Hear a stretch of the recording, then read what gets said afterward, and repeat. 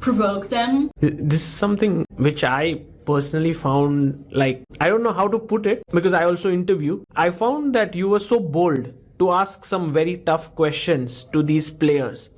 How did you think of this kind of interviews where you would ask questions which were often, sometimes they would get offended a bit, sometimes they would be quiet, and it would create a little bit of discomfort, but it also brought so many people watch those interviews. So, you know, it's like your brand of interviewing. How did you think of it? I do have to give a huge credit to the organizers of the Grand Prix. It was World Chess.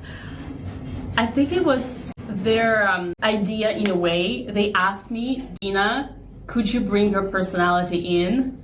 We want to see you interviewing them and not like an interviewer asking questions. So I do think like the initial thought actually came from them. And then when I was given hands up, you know, to ask anything I wanted, then I obviously, you know, made it really wild. But as a chess player, you also grew up watching these top players. Sometimes you have this awe of them. In order to ask them these questions, you need to break that kind of feeling of awe. It must not have been easy.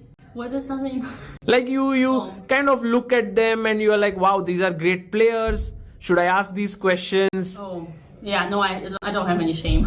I think it's just my personality. I'm sometimes, I mean, I think it's also maybe somewhere like, you know, Russian mentality. Sometimes we are a bit too direct.